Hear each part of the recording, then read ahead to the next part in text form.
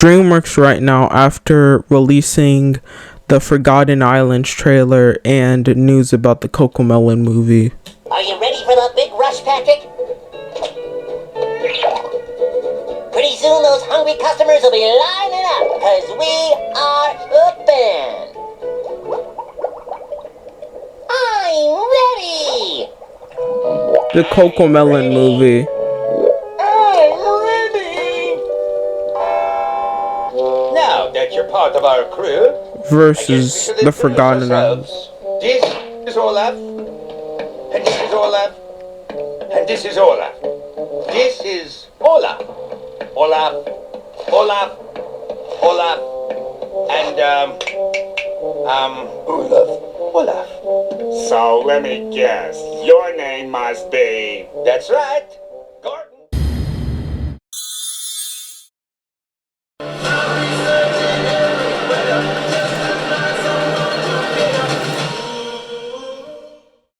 Guys, welcome back to the Aquatic Raptor YouTube channel, and today, Dino Pals, how's today? Shoot. Yeah, shoot, but whatever. First off, all right. Anyways, hey, today, we're back with the side flick series, and I know it's been years since I've actually done this. The last one I did was like, if I remember, like, holy moly, like 2 years ago or something. Just like 3 years, just like a long time ago. To get it, it's been long since I've made a side flick of these, and I know, sorry, but hey, today, guys, this was not. Hey, guys, we're actually gonna be talking about some trailers and some new movie news, like some trailers of DreamWorks' next movie after whatever the Gabby's dollhouse movie was, and even with people like this Forgotten guy. Island looks really strange. I always research movies as early as possible, so when I read the plot description for DreamWorks' Forgotten Island a few months ago, I was hyped. Two best friends get stuck on an island based on Filipino mythology, and the only way to escape is to forget each other. That is a cool plot, and it's directed by the Puss in Boots' Last Wish guy? This instantly became one of my most hyped films of the year. Well, we just got the trailer, and I'm not as hyped anymore. Okay, visually, it looks fantastic. DreamWorks is cooking as usual, but none of the rest of it landed with me. I don't really like the character designs, and their personalities seem a bit basic. But not as basic as the "my parents want me to go to this college. No, friend, you should do what you want" message. Is that really what they're going with? None of the jokes were that great, and well, again, the visuals are incredible. The whole vibe really hasn't sold me. Maybe this film's just not for me personally, I guess. Frankly, I did not like the trailer, but I am still seeing this movie day one. DreamWorks and the director have earned my trust. But those are just my thoughts. Well, dude, maybe the film that he was imagining was main characters with dudes, but if you want to watch a movie with that type of island premise with stories like that, you can just watch Moana. Like, Moana's right there. It's right there, dude. To be honest, I don't really agree with this bacon guy. And to be honest, most of his content is just him being a little bit judgmental, and I don't know, he's being a little too harsh, and I don't know. And sometimes with harsh YouTubers, like, I don't agree with them. Well, except with Game Magic 13, that Toy Story 4 sucks crap, but we don't gotta talk about how bad Toy Story 4 is. That movie sucks. Alright, anyways, hey, we're here to talk about actual good movies, so Forgotten Island looks really let's strange. not listen I to always research movies as early as... Shoot. How do I make this guy freaking shut up? Thank goodness, the dude finally shut. Hey, to be honest, DreamWorks' next movie does not seem that bad. It's really good. Seems like it's gonna probably, pretty good. Another classic or another, and pretty cool. And it's based like Moana and Puss in Boots, The Last Wish, Heather or something, or shoot, wait, I'm gonna close the door. Yeah, this was just a video I was watching about Toy Story 2. This time a very on genre train chase and then run atop the train. I'm gonna close the door.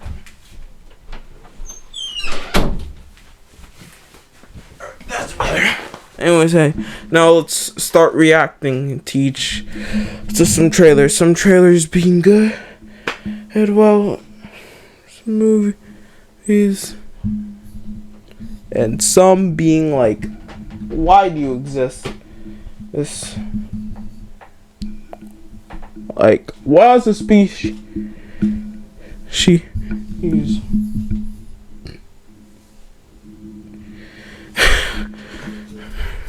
that we got from this movie. Wait.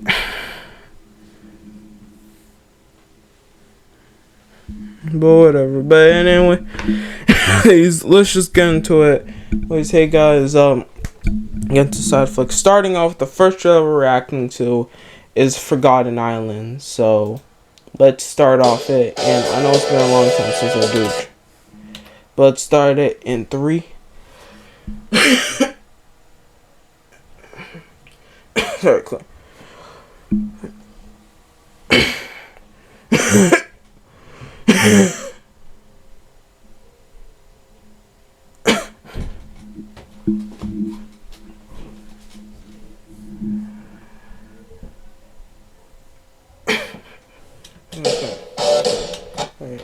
Let's start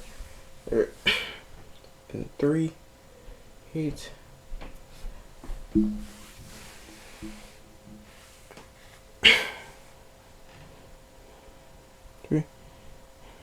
Three, 2, 1, go. Alright, so of course the trailer starts off with a little 90s vibe. So it took place in I'm Joe. I'm Risa. Alright, and we first started off with meeting these two main female characters. I'm Joe. One I'm Risa. named Joe, named Rasha. Shoot, I'm sorry. Sorry, not to be a little rude or just not a little racist to any Filipino or any person of this culture that this movie is specifically towards. I'm not gonna try to be racist. It's just, since these names, well, except the girl named Joe, which is probably the typical name, but the Risha girl. Sorry, since it's not the most typical name of this girl's name, Do you want to be best friends? Cool. Let's make it official. I'm Joe. I'm Risa. Do you want to be best friends? Cool. Let's make it official. And of course, I was pulling out a knife, but go back or whatever. Right? I want to say, shoot. Let me just go to Google Translator. Give me just 1 second, dude, guys.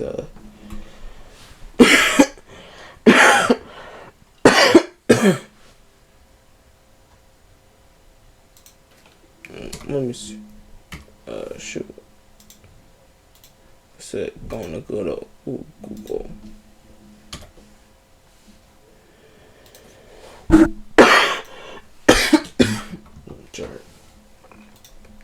Sorry. Should give me some water, but yeah. Alright, anyways.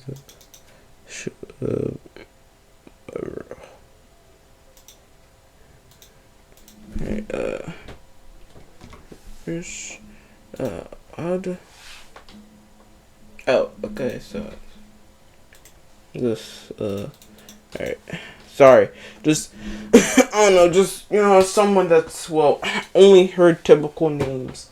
And unique names are just kinda rare, like unique names, like I don't know, like whatever. I don't know, I'm not gonna spell any unique names out there. I'm not those kind of people. Whatever, frick. I can't believe something I'll be starting out this side flick is me spell correcting whatever someone's name. So, what's the name again? Right. Let me just. Sorry, I guess my computer's stop being a rascal. Alright, is that correct? Okay. Racia. Race? How do I say? I'm Joe. I'm Risa. Raisa. Racia.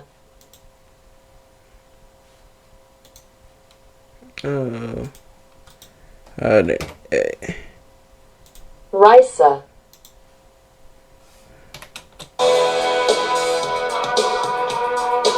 I'm Joe. I'm Risa. Raisa. Do you want to be best friends? Cool. I'm Risa. I'm Joe. I'm Risa. So. Do you want to be best friends? Cool. To Risa.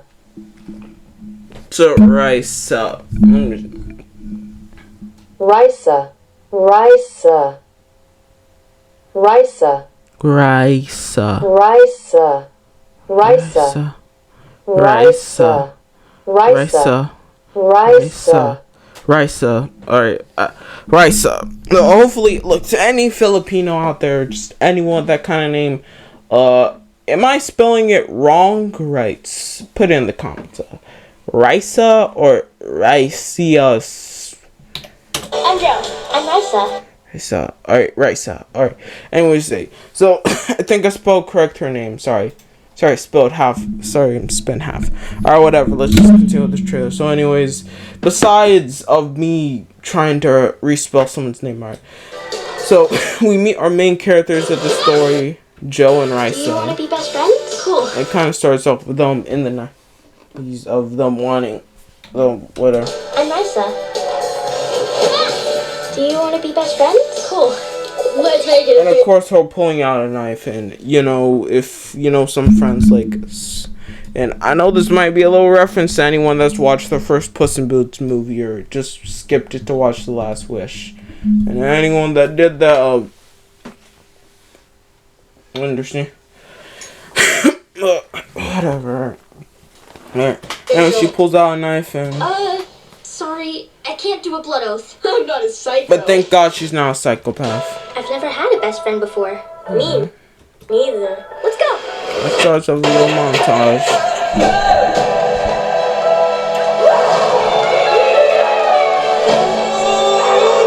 We're gonna be best friends forever. Right? And in no time, anyone who, not every single dude out there, but I know there's gonna be some Andrew Tate fan being like, this movie starring, but like, no, but stop being sexist. Like, you sound no different than them Twitter girls judging every movie just because the dude's in it. Like, heck no, we're all human after all. And plus, for all. Hey, the story's pretty good. Eddie. It's just about two best friends. Be best friends forever. Right? Forever and ever.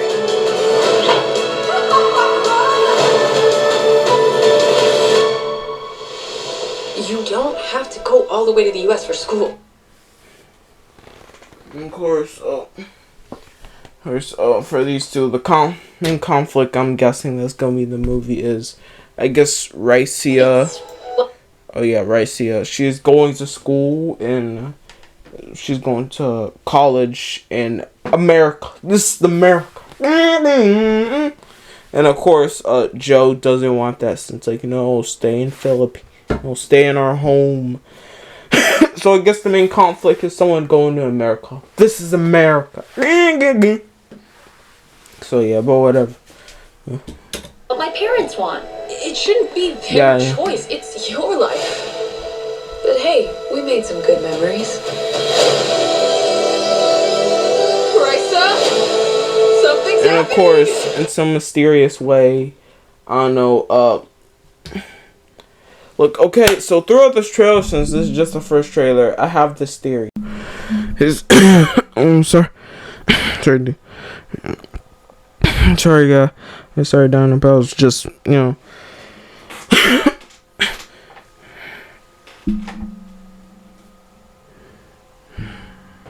had to go use the bathroom. Shoot, sorry. Just clear my throat for a bit, or whatever. So I decided to go quickly use the bathroom, but yeah, I'm back from my bathroom break. Anyways, hey, now let's continue this, and hey, let's talk about my theory. So I have a theory that, that purple orb right there? I have a theory that purple orb, when Raisha and Joe, I can't believe I'm doing this. I know. I'm going back to my Clifford the Big Red Dog days. Let's see. Let's remember. How were they like? Uncle. Yeah. Oh yeah, we're talking about her dad. Yeah, her dad. So, her dad and her uncle. So, let's first focus on the dad. So, let's explain that. Maybe sometime around maybe the 70s or the 80s or the late 50s. They have this big war. Excuse me. And they were having a big fat fight, and then after that Emily's dad. I meant to say Emily, not Demily. Sorry, guys. Yeah, the good old days. It's great to see it. Anyways, hey, let's get back to my theory. So my theory for this movie is that, that purple orb right there? Right there. I have a theory that, long time ago, that purple orb is actually part of some, Philippine mythology. Okay, I'm not Philippine or something, alright? So, I don't know what I'm gonna say. Just in simple Minecraft movie concept, old object, ancient to the main mysterious fantasy world. And then, of course, main character finds it, puts two together, bam, boom. It's Minecraft movie logic. Find ancient item, put it together, go to fantasy world. That's basically what I'm saying. It was, the rest of the trailer, mainly just a montage of, these two best friends, their childhood and all that, yada yada, since, the main movie's plot is, gonna be about on how their childhood is, their whole memories of everything, of all that, it's gonna be all erased. So yeah, that's basically the plot of this movie. And hey, to be honest, so far, seeing this trailer, it was pretty good. Seeing on how, how much strong their friendship is, which could also emotionally power more on how later on when they start forgetting about each other, which really does show how emotional the movie's gonna be, since its whole message is gonna be about learning to let go. And I know to most people, especially to me, this kind of sounds like typical learning to move on type stories, like Toy Story 3 or Up, even, or more like Toy Story 3. But let's just get back to the trailer. Anyways, excuse me, sorry, just ate a sandwich earlier. Anyways, right now, let me just speed this part a little bit so we can.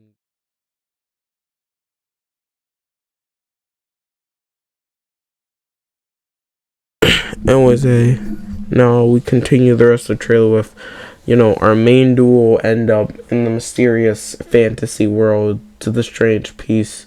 Whatever, you get Minecraft movie logic. Two pieces together, they end up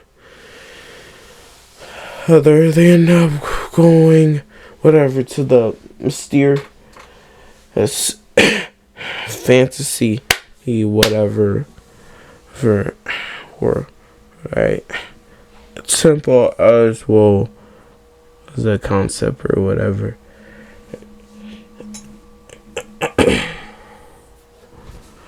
You get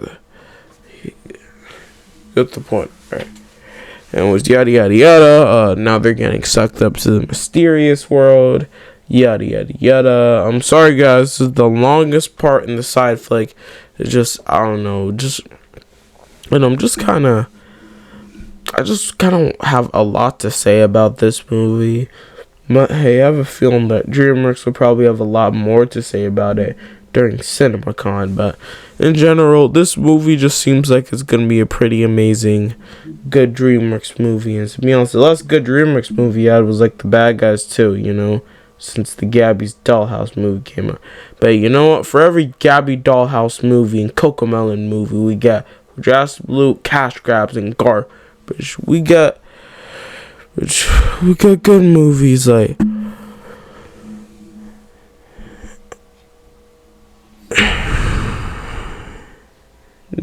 Forgotten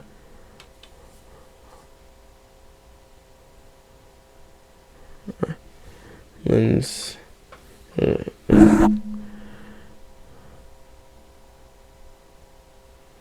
And Toy Story 5.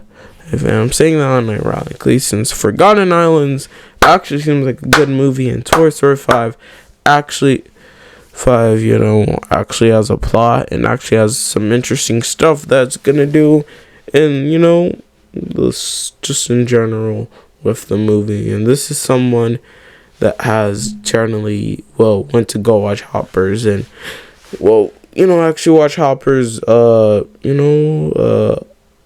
actually a couple of days ago, recording this. And to say Hoppers was a pretty good movie. It was another Pixar classic and banger. Had a pretty good message about helping others and being a good person in nature generally. And while I'm having this long part, I'm going to be talking a bit about Hoppers. It's, I have generally a lot less to talk about Hoppers since, the movie was generally good. That's it. Sure, the plot was a little bit rushed, and I would say a lot, not as a lot as like the Super Mario Galaxy movie, which just freaking felt like it was basically on cocaine. It felt more like it was more for like 80s, 2000 Mario fans, unlike a 2010s and Mario fan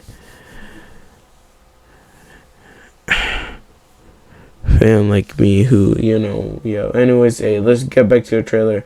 Anyways, yada yada yada, again, sucked to the trailer. Well, I mean, the portal. No, sorry, got my words mixed up. Alright, whatever. So they're getting sucked up in the portal, yada yada. And then after that, they're not getting pushed in. And the reason why I paused at this point, because I don't know, for a second I thought I heard the trailer saying like random gibberish, magic, whatever, witchery, Harry Potter spell, whatever. You got the point. Alright, let's just get back past this trailer. I'm not gonna kind of go deep down to the plot, since of course I'm not Philippine. Well, I'm not not a Philippine person, or just a person of this type of culture this movie is saying, since like the type of story this movie's like mainly directing its audience to, I'm not that type of audience. Alright, I'm a black guy, person, average black movie nerd dude, just doing a video on this trailer, and the only reason I'm interested to the movie is just the friendship part, not the Filipino mythical part. No. I have no connection. I don't really care about that. Alright, I'm not a person of that culture. Alright, I'm just an average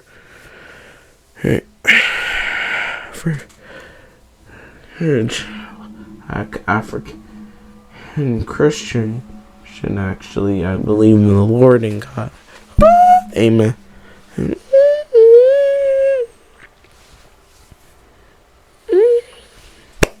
You got the point.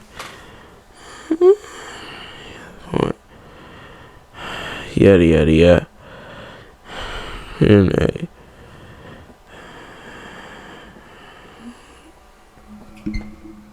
yeah, and right now, in the trailer,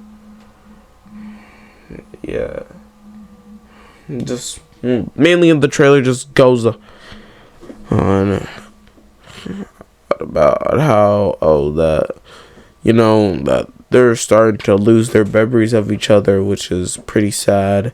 All that feeling whatever. I'm just thinking that goblins erasing their memories. I'm not really gonna get deep into this movie trailer since, like I said, I am not connected to any of this culture. Yada yada yada. I just already said who I am as a person. I'm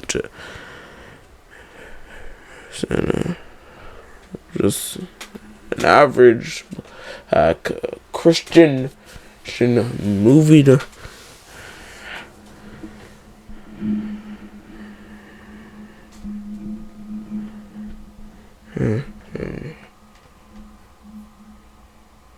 Movie dude who's just doing a whole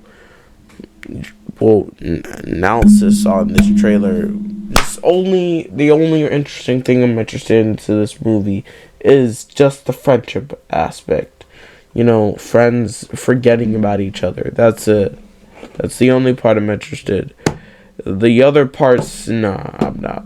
People who are interested in that stuff, you can, but I'm not a person of that. All right, and it was yada yada. Let me stop yapping. Just basically just going on. I'm just gonna quit this part a little bit.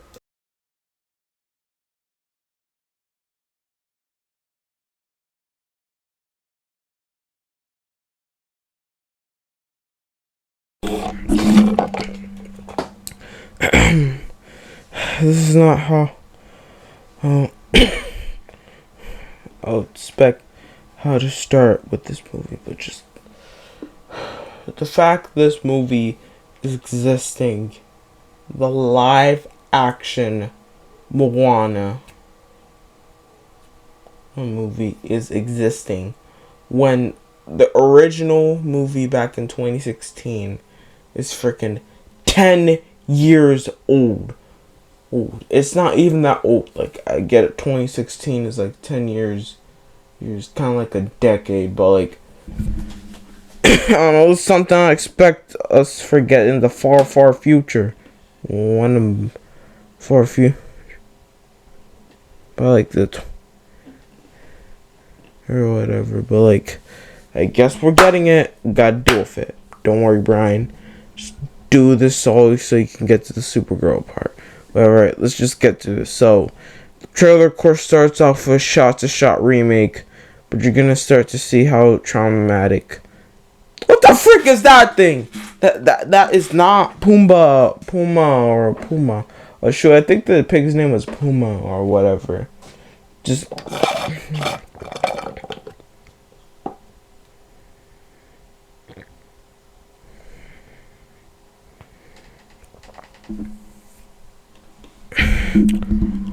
Or whatever, but you got the point.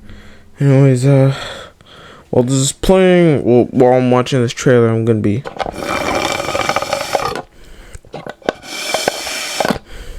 drinking. Shoot, my soda finished up. Whatever.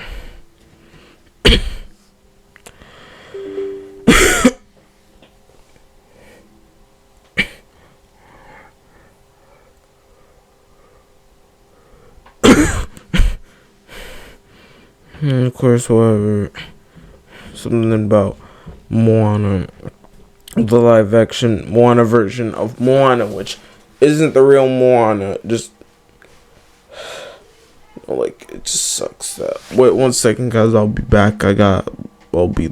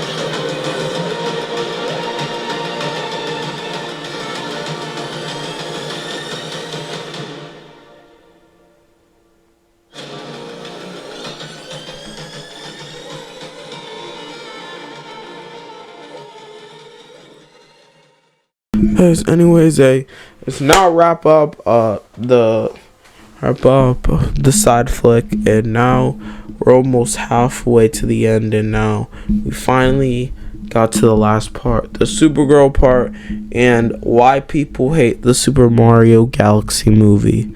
Anyways, let's get into it. Let's start with the Supergirl trailer. Get into it. 3, 2, 1, go. Hey, it's Superman, Clark Kent. I'm just worried that you're not going to find your stride here if you keep going off-world all the time, Kara. Him caring for his cousin, even if they don't always see eye. But of course, Kara reminding Cal that she doesn't have no family, unlike him, which is kind of sad. I miss wherever you are, buddy.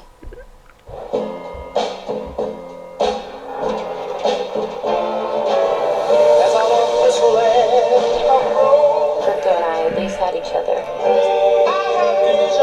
Honestly, I thought we were lucky. But luck, almost by definition, runs out.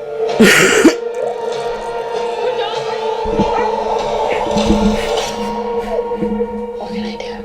The Brickens carry the antidote on their person. He has 3 days. You cannot give up on me. It's a crime of the Yellow Hills. He murdered my innocent family.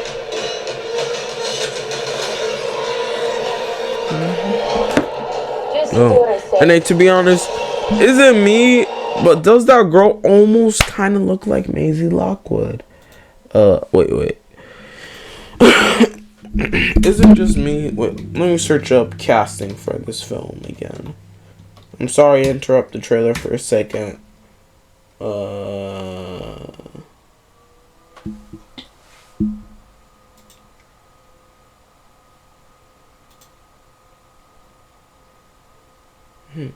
Wait, that's the little kid? Dang, she barely looks like a little kid in real life. That's a freaking grown woman right there. Oh, frick. Oh, wait. Let me search up, yeah.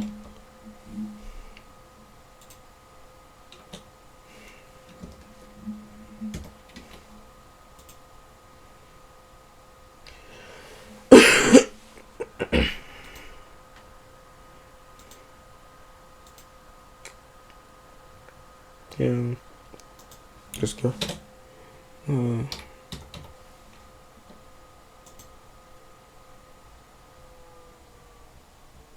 Well, she hasn't really been in any other movie besides the first Jurassic movie, so.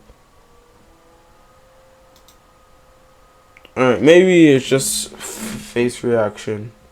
I know, young, but now maybe. But, like, the shocking thing is that, for some reason, let me just say this, but for some reason I found out last year that there are some people that had a crush on older her, and just like, what? Like, I get if you have, like, look, I can see if you have a crush on, like, you know, the actor of Hot Girl, even Supergirl, whatever, I can understand. But, like, freaking the actor that played Maisie Lockwood when she was like a little kid years ago, and just because when she gets older and hits you puberty and gets to your age and you start, like, I don't know, that's a little creepy. I'm not assuming people like that are creepy, not to judge anyone, just, I don't know. And also the reason why I play that meme is because I know them Andrew Tate people are gonna be like, oh, we can't have a girl, like, shut the frick up. Like, I'm tired of people being sexy.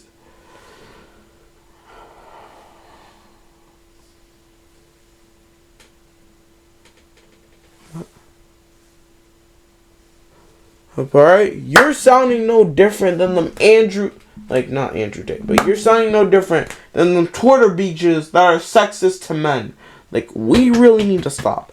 Like, I really, like, stop the sexism. Anyways, yeah, you get the point. And sexism this year, 2026, whatever. Anyways, you get the point, alright?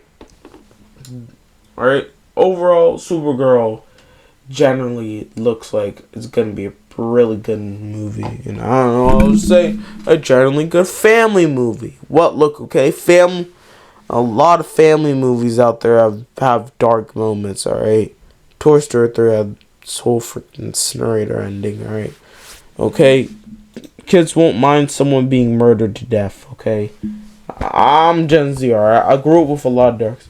And alright, and frick, Supergirl won't flop. It'll succeed. Looks like it's a good move.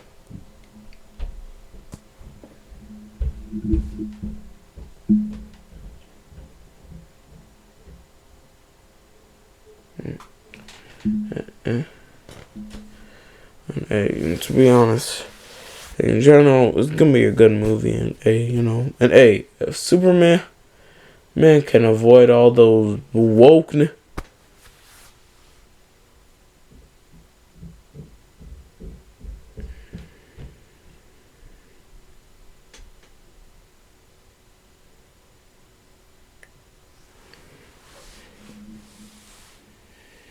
Then you know what? Supergirl can be a good movie. You know what? Who cares if she's the main character? The female's like, it doesn't matter. I don't care the main character.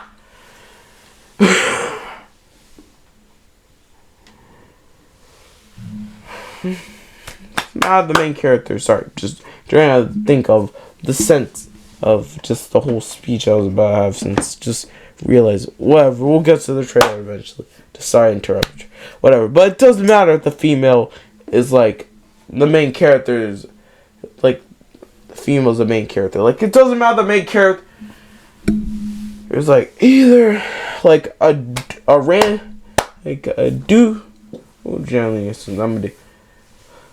Or the main character is female or female or like male or a dude or just any type of person. As long as the main character is a good, kind-hearted, good character that's actually interesting and can be relatable, then that makes a good main protagonist, you know?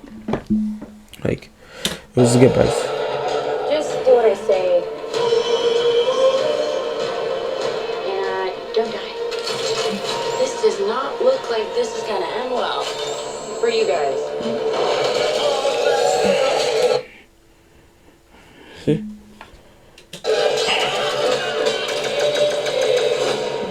Seems like Supergirl. Hey! Jason Momoa. Stop. You're hurting my head. Mama. Let's go.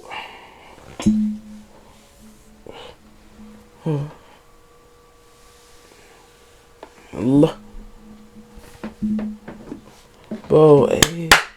Let's go. Oh, hey. Oh, yeah. It's Jack. Whoa, whoa. Ooh, let's go. Yeah. Let's go. You're hurting my head.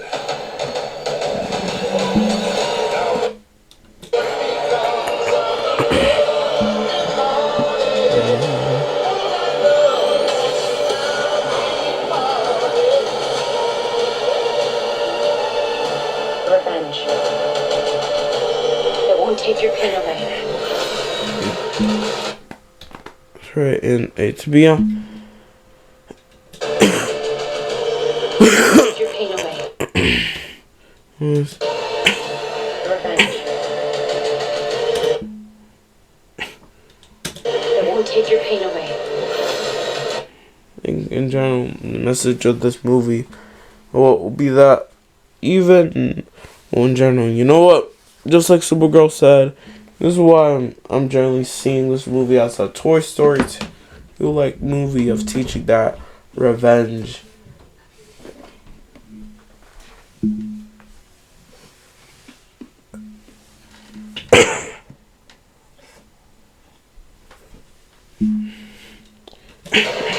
Revenge won't solve all your problems. It was good. It was a guy who Let's go!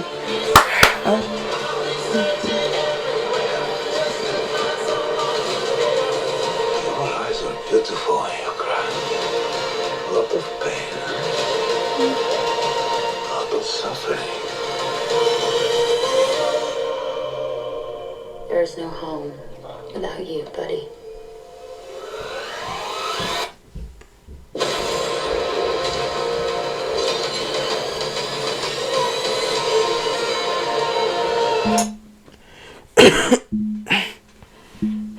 Like in general, Supergirl will basically just, the typical revenge isn't always the answer to everything. With generally just showing that revenge, doesn't solve anything at all. Really good message. That's why I'm generally saying this movie is like a Toy Story 2 type. Learning that not letting your trauma defy you, learning to.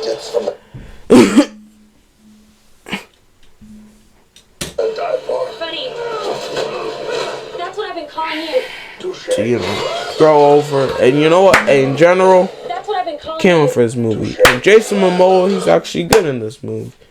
And you know what? It's finally gonna be in a movie that isn't just a meme. So hey, and look, okay, I know the Minecraft movie fans are up to defend it, but you know what?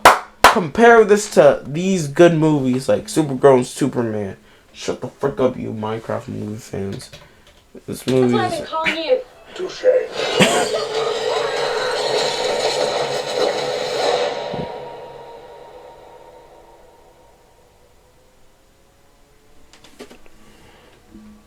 So you can't wait, and I have already watched the Forgotten Islands trailer in general.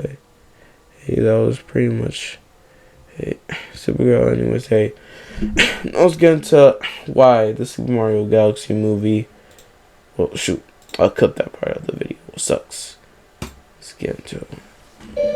I'm coming for you. Was that? Now let's move on from Supergirl.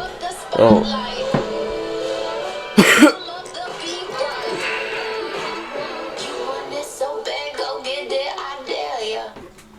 $10 for a large, $10 for any free toppings, $10 for your choice of hot crust.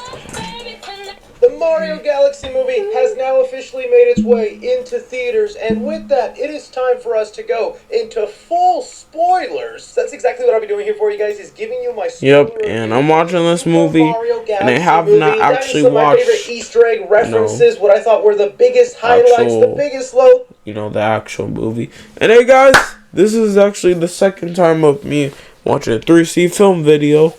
And, a pretty maybe what long Illumination Nintendo need to change up for Super Mario 3. Along with, what will that be about? Because we got 2 post-credit scenes to speculate on. So please, don't just let this Mario bro be the only one yapping. Tell me your opinion on the Mario Galaxy movie, because I'll be honest with you, it's looking pretty bleak out there. I'd love to know either way, but alright, let's just go ahead and begin. So I already mentioned, I really liked that first Mario movie. I thought they did a good job. I had a good time with it. And I will be of the case that I still think that movie is better than Mario Galaxy. Sure, there might be visually cooler moments in Mario Galaxy, but dude, that story was a paper thin, and it really was feeling like the movie was just scene after scene, so we can set up a reference and Easter egg and leave behind a lot of substance that this movie could have had. Not all doom and gloom though, so let's begin with the beginning of the movie, right? We open up on Rosalina, and she is the mother of the Lumas, as accurate to the games, and I did like that aspect, the way Rosalina is this protective mother, and the Lumas are her little babies, and she's reading them bedtime stories and also telling them, come on, get some good night's sleep. I thought it was cute and cheeky for what they were going for, and even the fight scene with her and Bowser Jr., whose design is ripped straight out of Mario Galaxy, Mega Legs, one of the first bosses you encounter, so it's cool, like it's literally the first obstacle in the movie. And that's like what I have no problem with in this. I like all the references and pulling in from Mario Galaxy. I wish it was just more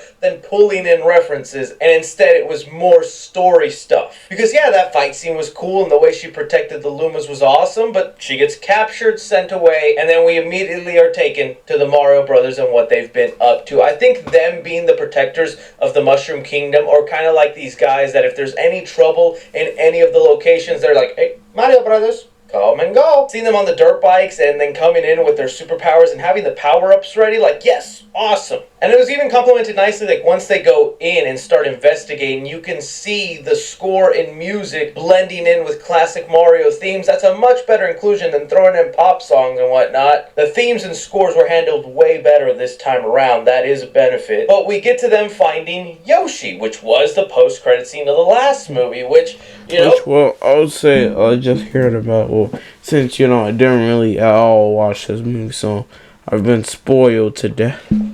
This movie by, you know, unlike the Sonic movies, which are just better. Oh, a lot of questions. You know, the Mario movies are pretty alright. Yoshi The first one was more of New Donk City in movie. Mario and Luigi's Brooklyn, and this is the first time where I was like, "Oh, this is gonna be rushed and just put together," because it felt like the movie was like, "Dang, the egg is in Brooklyn, but we want the Mario Brothers to find it in the Mushroom World. How do we do?" How about a montage of Yoshi in Brooklyn, and then he's just randomly back in the Mushroom World, because that's what we got. Now, admittedly, it was a fun scene, and I like seeing back shots of Yoshi. It's a cute sequence, and I like seeing back shots of Yoshi. It was a fun scene, and I like seeing back shots of Yoshi. It was a fun scene, and I like seeing back shots of Yoshi. Yeah. Prove that more up. See.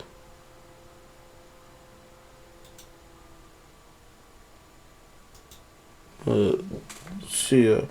Yo, what, dude?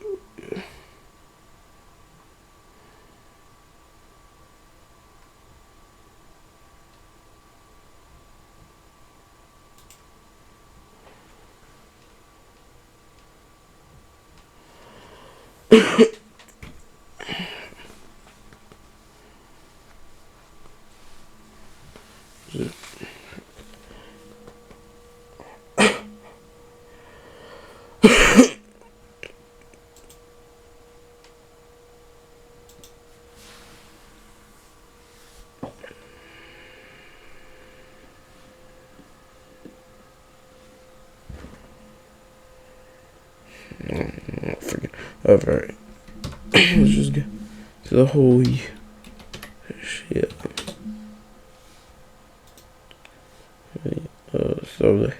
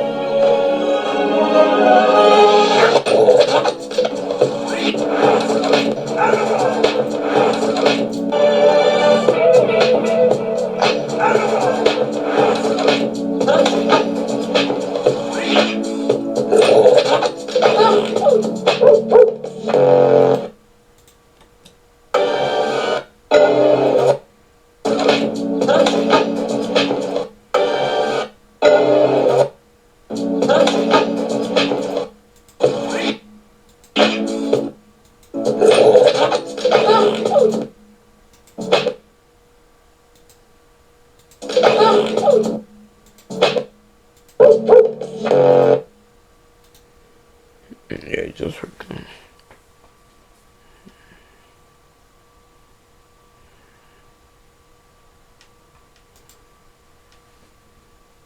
Hey, it's all right.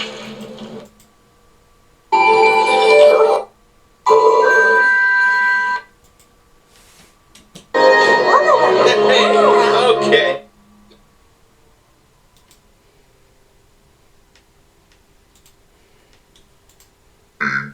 It was a fun scene, and I love seeing shot to Yoshi. Yeah. It's a cute sequence, and like again, looking at all the merchandising, like I have here, like a little Yoshi where he has his little backpack and his Brooklyn, New York City. That actually says New York City. Is it not New Donk City in the world? Okay, it's New York City in their world. Sorry, but I looked at all the toys and all that, and I thought, you know, their baby would have been a side plot or just more of a focus of Yoshi in Brooklyn, or maybe the Mario Brothers had to go to Brooklyn to save Yoshi or stop what he was doing. But it wasn't like that. It was a cute montage of random things, and within this montage, you do get a split-second cameo of Seth Rogen's Donkey Kong. Kind of funny that he's still in New York, Brooklyn, just hanging around there. I wonder if that'll be relevant to his Donkey Kong movie, if we're still set to get that. We really haven't gotten much updates on that, but it's supposedly in the works. It is just kind of funny. He's living in the real world instead of going back to Donkey Kong Land. But yeah, but that montage just felt like something they needed to spit out there to then explain why he's now in the Mushroom Kingdom and found here. Okay, whatever. They put that together, fine. It was still a cute little sequence. Then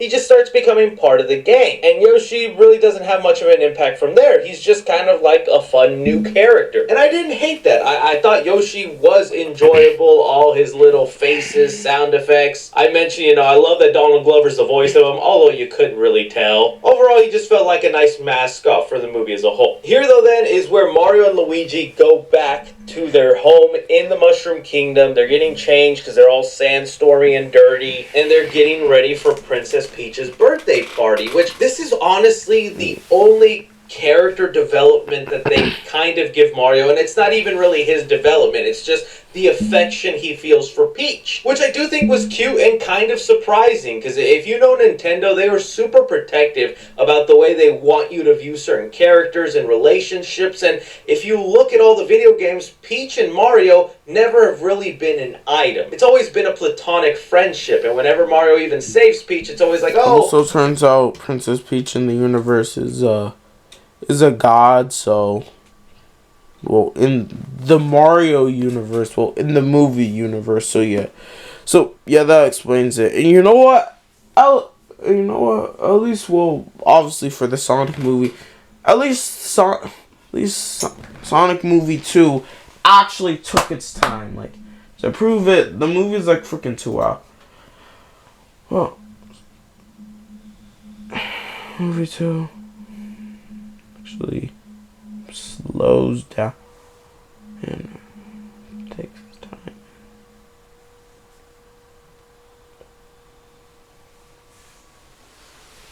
And explains the characters and, I don't know, just general, actually has a story instead of just jamming references in your throat and making you choke to death. So yeah, like, like, oh yeah, and then you're just dead. Item. It's always been a platonic friendship, and whenever Mario even saves Peach, it's always like, oh, thank you, my friend, I appreciate you. Okay, game over. So I thought it was actually kind of nice that they're leaning a little bit into the romantic aspect. We didn't end this movie on like Mario and Peach just making out, but that ultimately is the entire arc of Mario, and I felt like, dang, that is something that was lacking in here, is why isn't Mario or even Luigi growing as characters in the continuation? They just exist in this movie to go on this adventure. Meanwhile, Daisy in the movie's just like, okay, normal. Bro, you already know. I'm gonna... There was kind of some sweet stuff they were doing in the first movie. Mario and Luigi were plumbers. They were nobodies. They were laughed at, and they yearned for greatness, and then they got that. They got to be savers of a whole world, and now they're heroes of this land. It's just kind of interesting that for this time it's like, they just kind of do the same. But alright, we have a conversation with Peach and Mario, and Peach is just kind of sad on her birthday because this actually isn't my birthday. I don't know when I was born. I don't know who my family is, where I come from, and that makes me sad. And I feel like, okay, that really telegraphed hard where they were going with, and it was from that instance I knew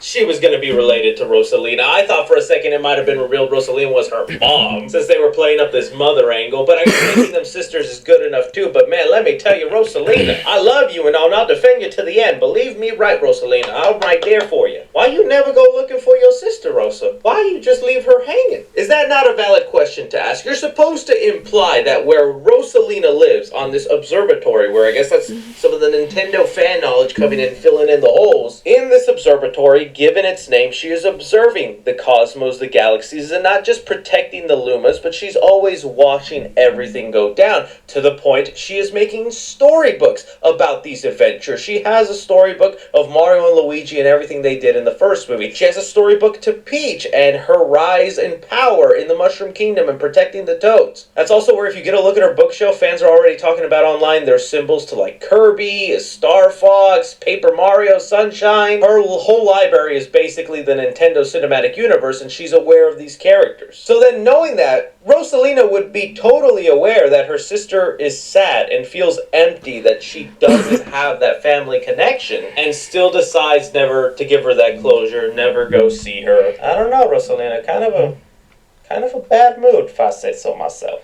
But, okay, this is then where Illumistar comes into the Mushroom Kingdom and informs Peach and drops the F-bomb. Yeah, I hopefully I don't get in trouble. This is the only part I'm going to show you, just because I heard it in the theater also and flinched, and I'm glad other people heard it too. There is a Luma that approaches Peach and is tired, exhausted, and says, "Oh, I finally found you, but if you listen to it..." Princess Peach, I finally found you. Here they go. Your upgrade is ready, Miss Langley. Thank you so much. This week, buy any large pizza at regular menu price, get a large one-topping free. Hey. Princess Peach, I finally found you, but if you listen to it... Princess Peach, I finally found you. Hey. Okay, Illumination.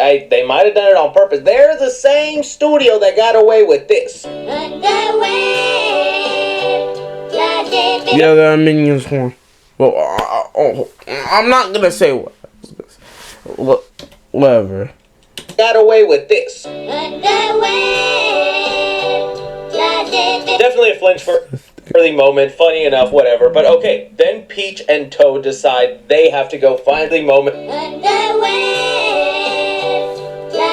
You're gonna understand. For any child watching this, you're gonna understand.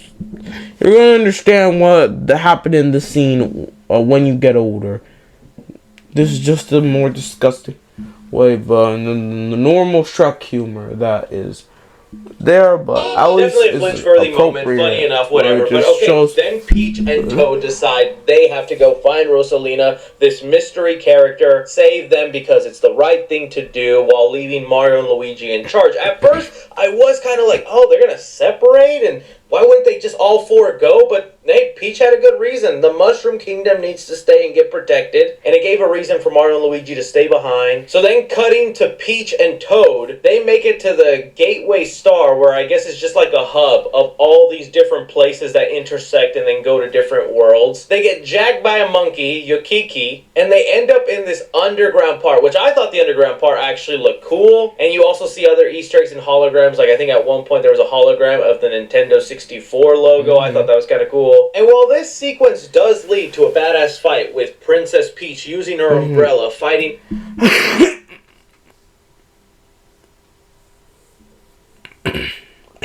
Yeah, just jamming that in your stuff. Things, and we get a cameo of Birdo, Mauser, and this frog. This is where I was really starting to feel the movie just kind of feel a little unfocused. It just felt like a sequence only existing to serve Peach this badass fight, which was cool to see, but it's eating up time we could be spending with the character, setting up an actual story, and not just creating a visual to look at. And that unfocused feel carries over when Mario and Luigi, get attacked by Bowser Jr.'s ship, and it steals the castle, giving us more of an interaction with Mario and Mini Bowser. And I'm just like, yes, it was funny and cute for a second having little Bowser, and I liked him rage baiting Mario into hitting him so he could turn huge. But then when he turned huge and actually was a good guy for like a whole 5 minutes, it just completely fell out of place. They were so clearly telegraphing that Bowser is not good. He's only faking it and just doing and saying what he can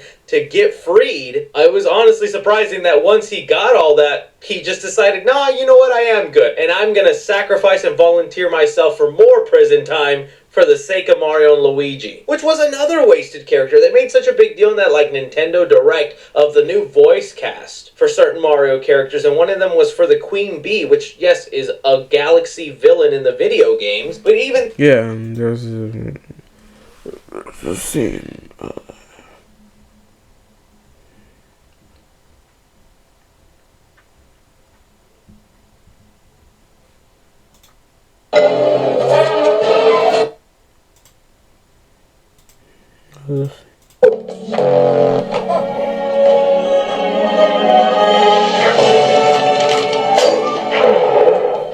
We have a deal.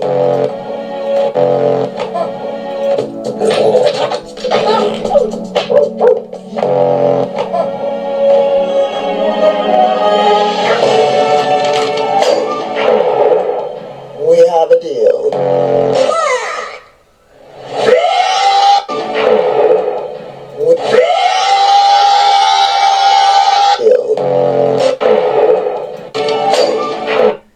We have it.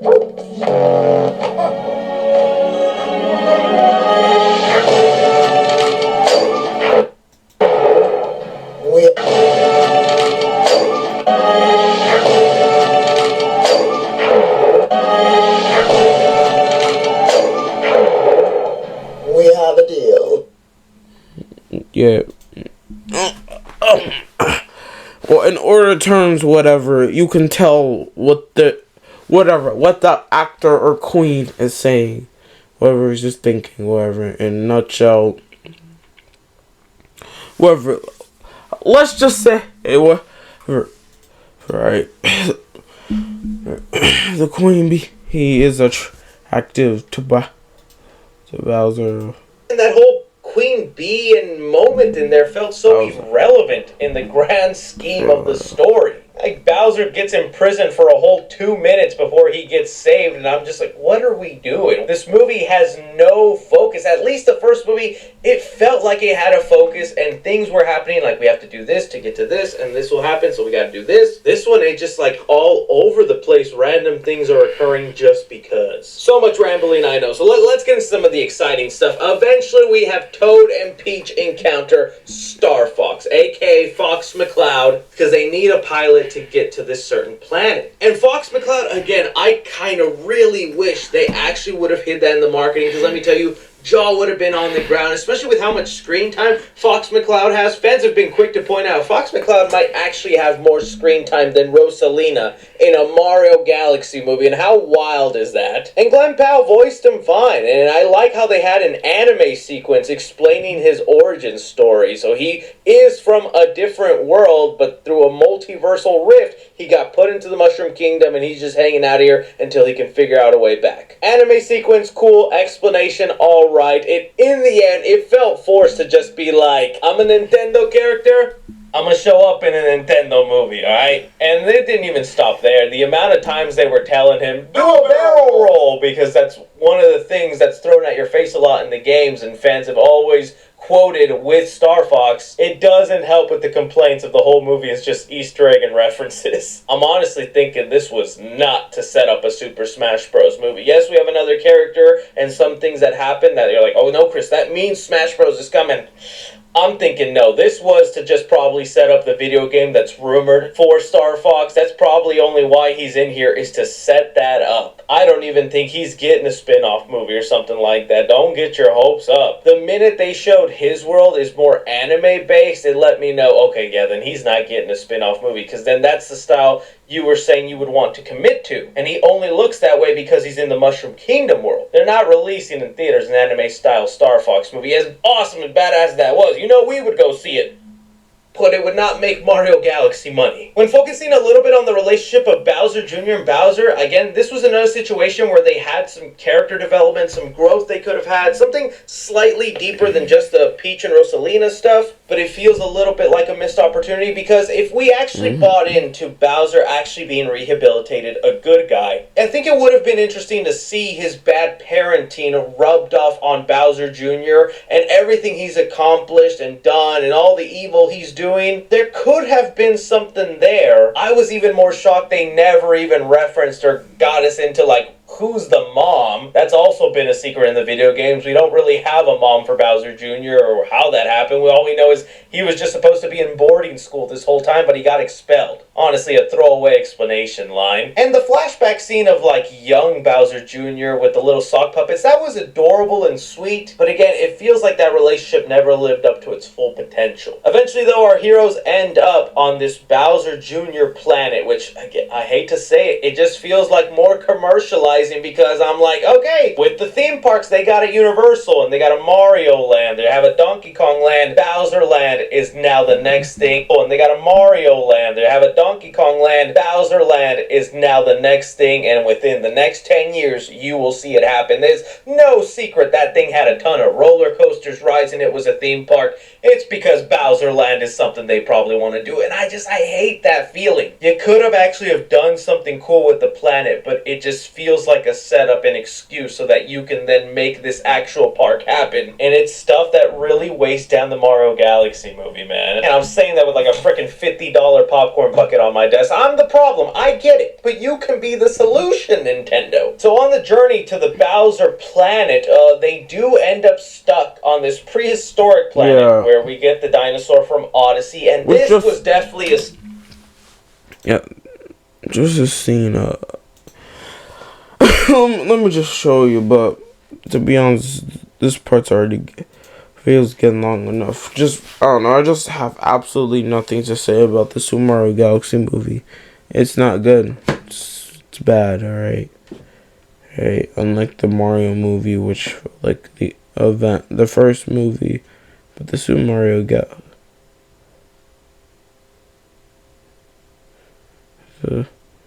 Mario Galaxy.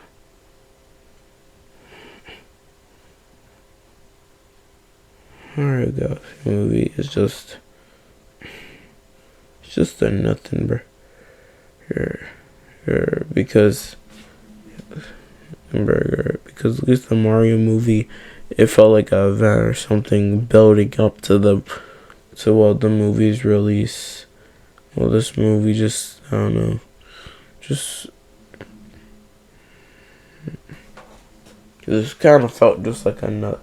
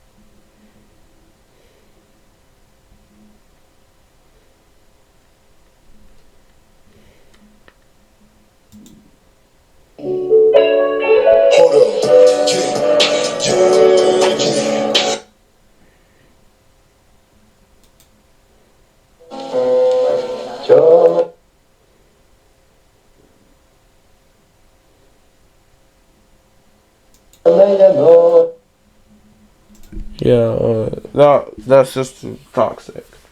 Or whatever. Sorry. Got a bit dark. Sorry. Whatever, but you get the point, right? The Mario Galaxy movie is a nothing burger. The burger and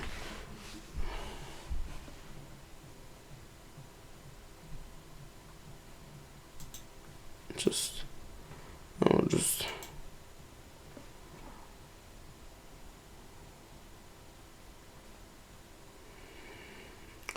I'm gonna save this clip later.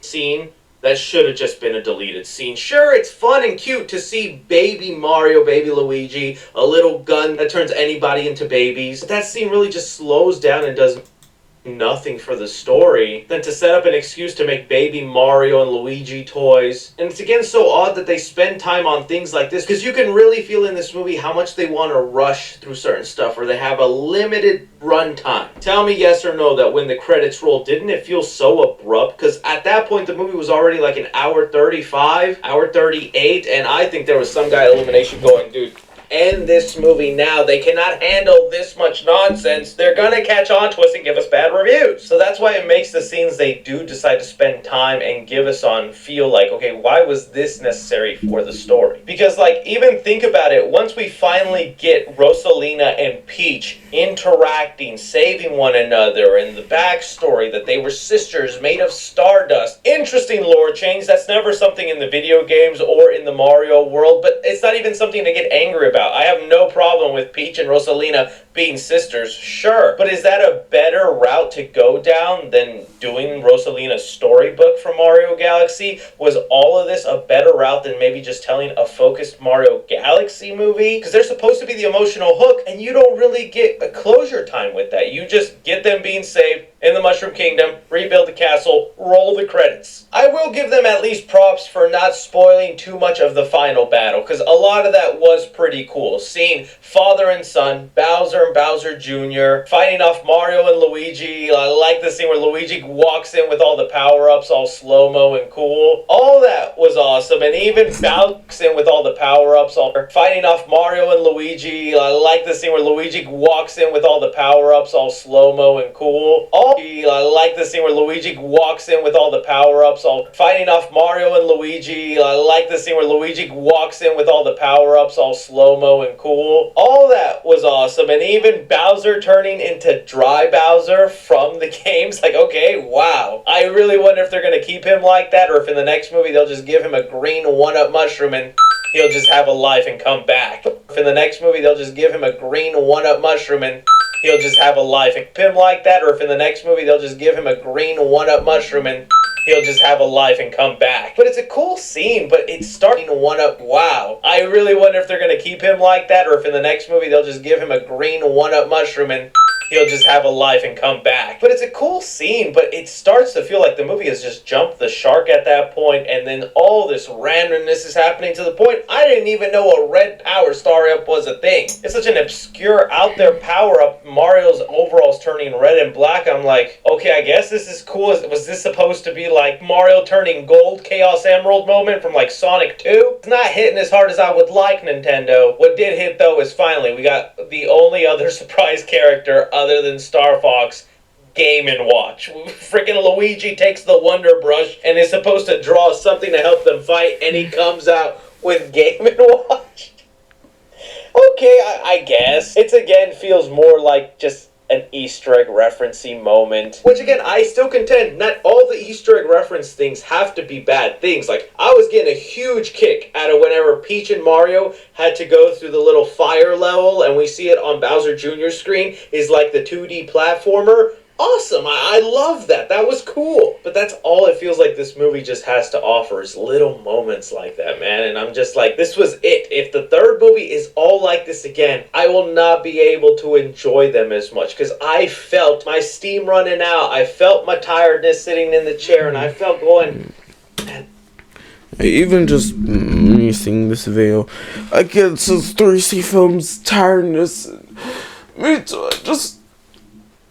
To be honest, this movie just mentally makes my brain feel dead. Just this movie, it's crazy. Like,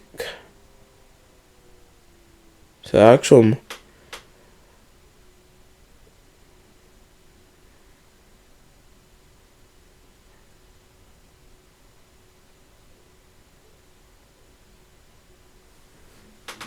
Galaxy actual game, which is actually dark and actually all that, which is interesting. And it's just, I don't know, it's just crazy just looking at this movie. And comparing the actual game, which is actually good. Like, it didn't grow with the Mario Galaxy game, but I've seen people say it's good, and it's good. Like, the Mario Galaxy game actually has more existential feel, and you know, it's less and much more slow.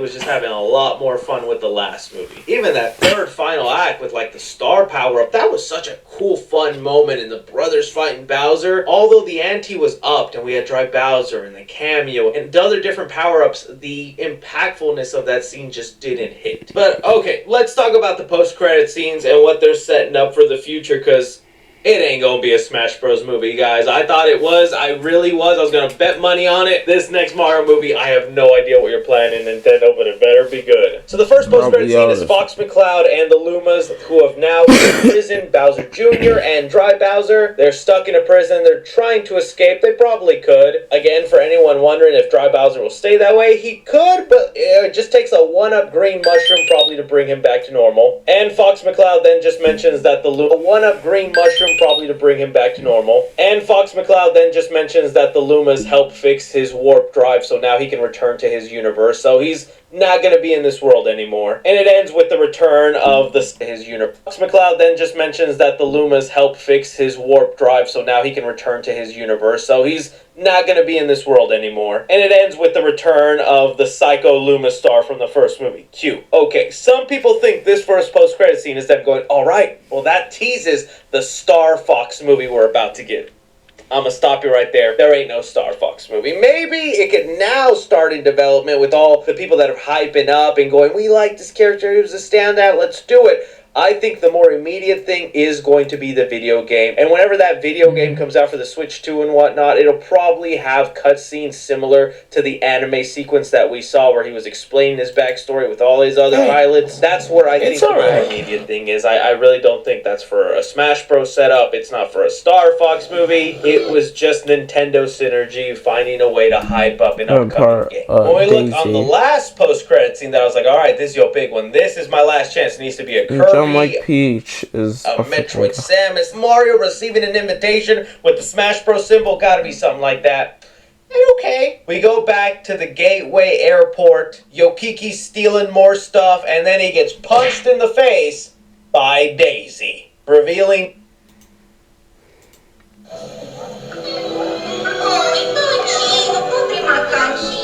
Oh, wrong language. Is freaking in, I don't know what freaking French or what. Hey, it's alright. Actually, in English.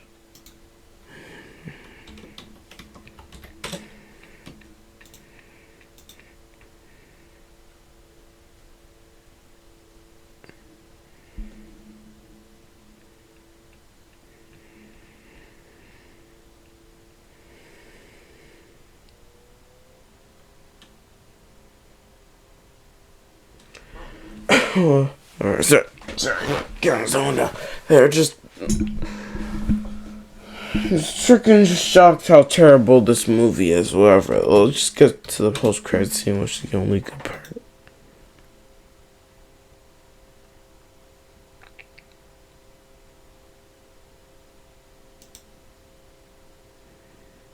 Taxes was chasing updates. Now Taxes is a TurboTax expert, doing it all for you, so you can chase this feeling. Now this is Taxes. Intuit TurboTax. Super Luigi Galaxy.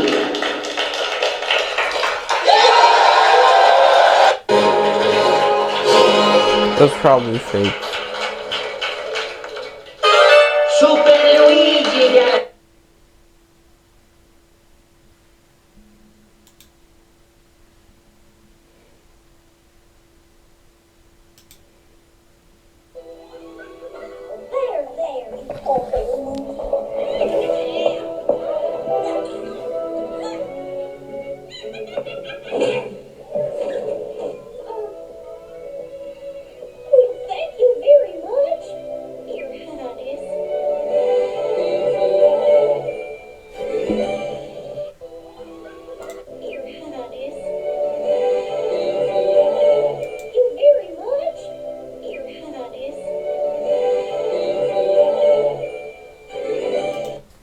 You know, unlike Rosalino, literally had nothing. Daisy will now be one of the big characters for the third movie, which let me know that's your big post-credit scene. That's your Yoshi egg moment. Smash Bros. It's just done, guys. It's not happening. But some interesting things to know with this. Okay, so for one, Daisy looking tanner. Daisy. No, I don't actually mind it.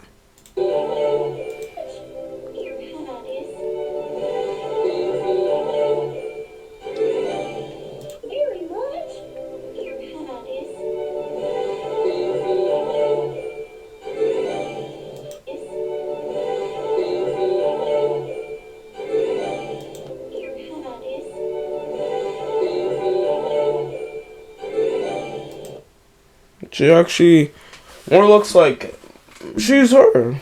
She's this. And you know what? I don't mind that they're making Daisy like black or something. You know, at least they did it more better with Velma. And I know there's gonna be some like heck no. You know, it gives her just not just in general, but who Daisy is. It just in general how she looks like. I actually like it. The vibe that she's more of like a. I would say the Jessie of the Mario universe. Well, crazy. Crazy. I don't know, the fourth time I've made a Toy Story reference. Huh. Man, I've had how many pennies I made a bunch of Toy Story references today in this video. I would say I have like 5 or whatever, but you know, it's kind of crazy when you think about it. Oh, what are the odds? Guess what? It was a...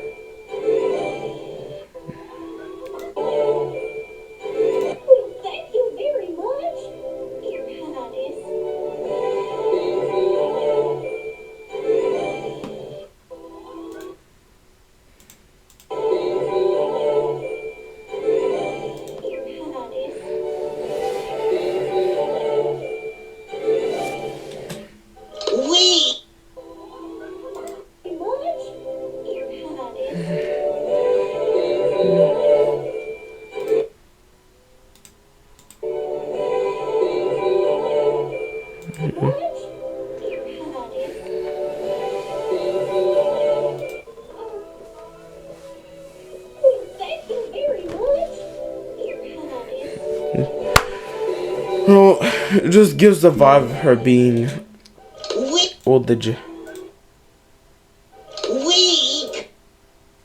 could teach you.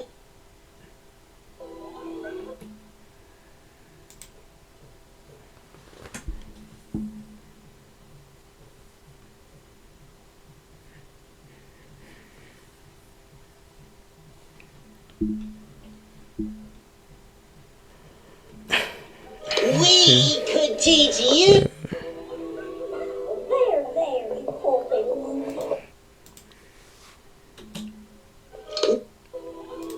To be honest, I don't mind her redesign. In general, you know, she actually... And of course, I'm not gonna say any weird words. Because of how, like, ooh, she looks attractive and hot. No, like, no. Alright?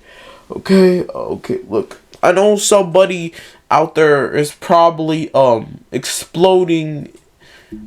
I'm just gonna say this most is feeling attractive to her, but like, I'm sorry, like, look, okay, I'm sorry, but like, but you know what?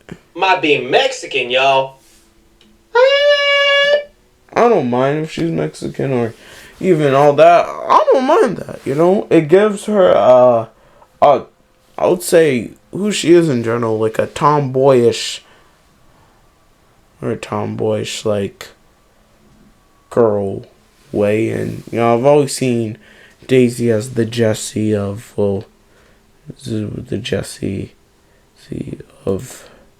Oh, them woke bros are gonna be pissed with that one. But Daisy. But you know what? I don't care, because unlike them weird Andrew Tate weirdos who have no life, I don't know. If I don't actually mind Daisy being that, I actually like her being. It gives her a lot more, and just shows who she is. But I know someone out there is probably very attracted to this design of Daisy. I just know someone right now watching this video is just feeling emotions. They're just running up and down. And I want to blame them, alright? I am attracted to a few characters, but you know what? I like Daisy's redesign. Unlike those woke Andrew Tate people that got no life, I actually like her design. She like that, she's changing up with the times. You know what? I like that. So, hey, that's probably the only good star I'll give to this movie. So, hey, that's probably the only good thing this movie really has. It's post-credit scene of Daisy's design. Maybe we could even use it for the games. And all them woke people who have no life are gonna complain. Man, who cares? At the end of the day, they're not worth it. They're just probably a bunch of racist people.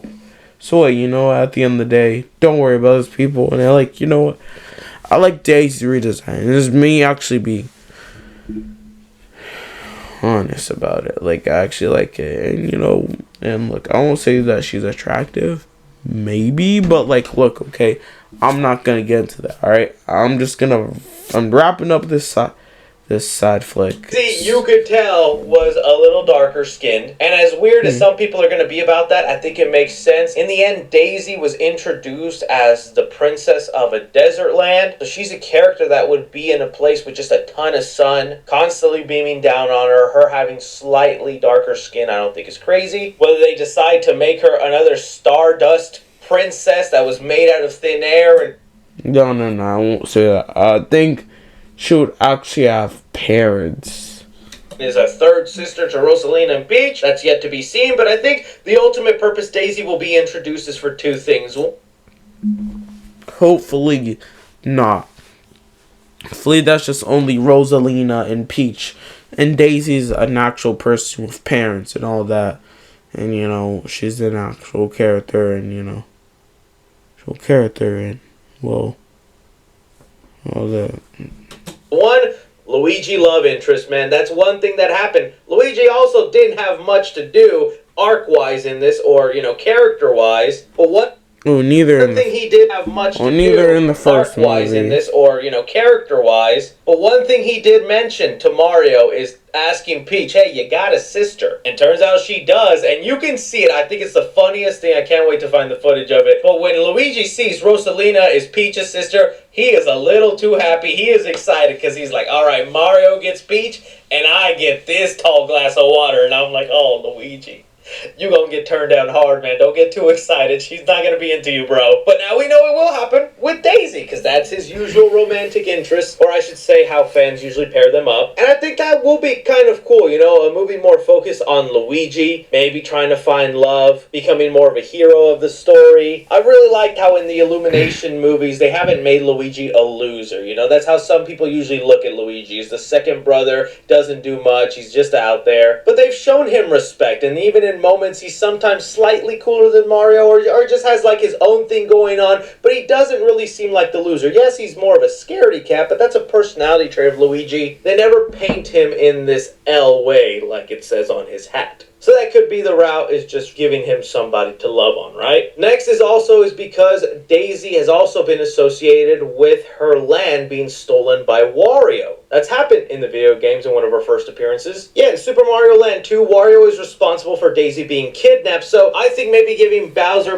Jr. a bit of... Wario is responsible for Daisy being kidnapped, so I think maybe giving Bowser Jr. a bit of a break, or making them more side characters in the next one could be fine, and making something like a Wario Mario, Waluigi, the villains of the movie, could be a fun way to go, but it really doesn't feel like the next huge big step after Mario Galaxy. That's now where I'm left wondering, what do you title the next movie? What is it even about? What video games do you pull from? You kind of already did a lot and too much in Mario Galaxy, your second movie, and it doesn't look like you're actually headed towards Smash Bros. I don't know if a movie just featuring Daisy and Wario is now as exciting as what you were building up once you showed off Star Fox and all these other things. I'm willing to be surprised and proven wrong. Like I said, I'm still on board for the Illumination, and I still like, at least visually, what they've done with the world, and they are for a fun watch. I'm not watching the movies completely bored. I was getting a little bit towards the end of Galaxy. To be honest, the only good thing about the end credits of this movie is Daisy being shown and her new character design, which I like, and you can already see my opinions of it earlier in this video. But in conclusion, I like it, and I don't mind. But she's Mexican, like, unlike those racists. What? That got no life. What? I think if the next movie just carries on that trend, well, then I will be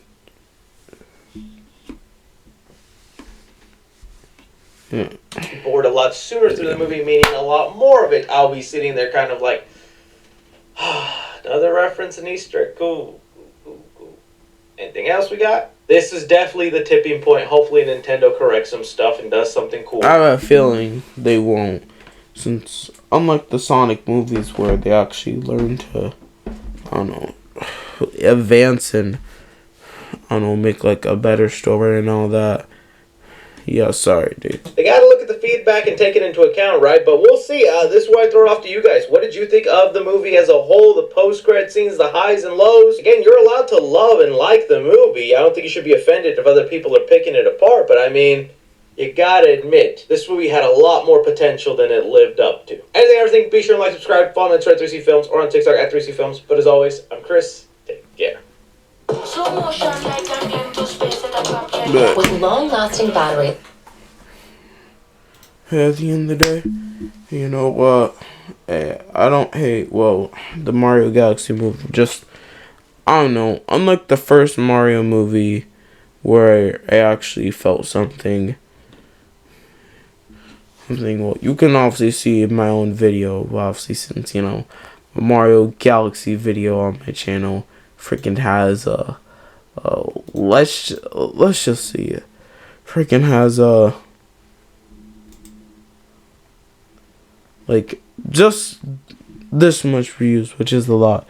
To, like, standards of any other YouTubers, not that big, but, like, to me, it is pretty big, and just shows on how much big of an event this first movie felt.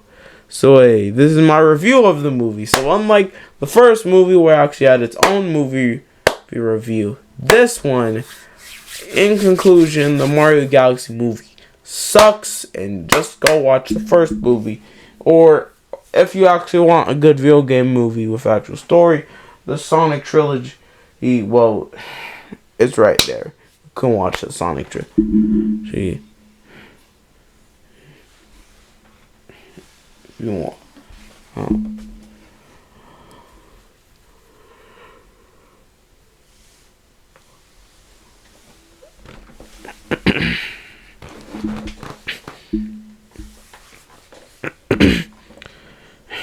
Yeah, you got the one. Anyways, that's just pretty much my opinion on the Mario Galaxy movie. And in conclusion, to end off this side flick, let's end it off with freaking this planets apart. Oh, I was only on Saturn for a weekend. That was like 8 days here, Clark. It's like Interstellar. Fuck is Interstellar? You know if you showed up for movie night. What was that? Oh, sometimes I really wish I married Batman when I had the chance. No, you don't. You're right, I don't. No, she's insane. Probably trained me to be his next Robin. No, honey, when we tied the knot, I thought you understood what it meant by that. There'd be times like these. And I thought I'd be able to handle that, but I just don't know anymore. Sometimes I feel like I jumped into this for the same reason I get myself into any kind of mess. For the story. Oh, Lois. You remember when I told you what I was thinking when we first met. Don't start. I said, with these powers, I could see the beauty of the heavens, the first blossoming bud on the other side of the planet, dying stars exploding in brilliant light quadrillions of miles away. I could see the very end of the cosmos itself, and yet, for the first time in my life, then and there, the only thing in the universe worth looking at was standing right in front of me. Damn it, Smallville. Was everyone from Krypton such a cheeseball? Look, I know I might not always be here, but no matter where I am, you've got to know I always have an eye on you.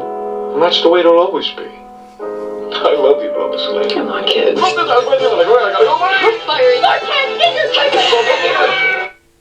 Today's video is sponsored by Gamersubs and the... Well, everybody, you get the point. Anyways, at the end of the day, just had to take how much the Super Mario Galaxy. Sorry, in general, Galaxy movie just.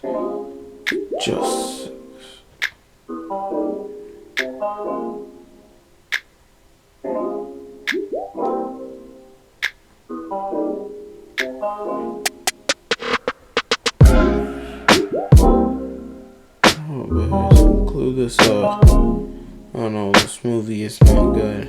And even Chef Rose can say it. I'm not gonna watch this whole video since I've already had a whole ignoring energy Chef Rose video. And pay the price. The Super Mario plot can feel a bit rushed in this movie. About is the A little bit of stuff.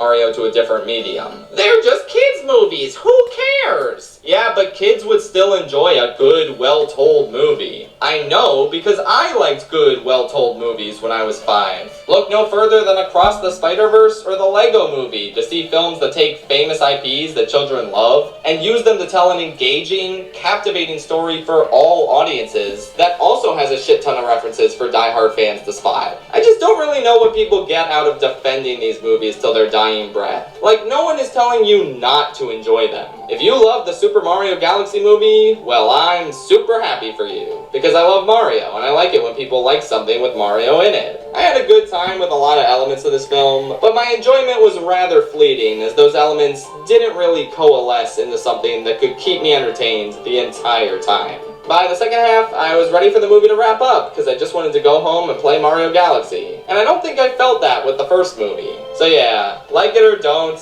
I really don't care. Just don't harass anyone for having an opinion on it, because that's an incredibly embarrassing thing to do for any movie. Let alone the Mario Galaxy movie. Anyway, I'm giving this one a 5 out of 10. Could have been way worse, but also could have been so much better. Definitely don't watch it if you're a diehard Rosalina fan. You'll barely get anything out of it. And again, I promise I'm a huge fan of Mario Galaxy. In fact, I'm such a big fan that my next video is just going to be ranking every star in Mario Galaxy 2. I said I was never going to do it, but damn it, I love these games so much. So stay tuned for that video because it will feature the chimp. Something this movie didn't f***ing do! Oh well, maybe they're saving him for the Super Mario Galaxy 2 movie. I guess we'll find out. Oh yeah, and as for an obscure animated movie recommendation, I don't know. I watched Escaflowne, the movie, the other day. At first, this movie felt rushed. So in general, just go watch the Sonic movie. Just go watch Sonic movie 2, which actually takes its time, has a good plot, and yeah, that's really much the end of this video.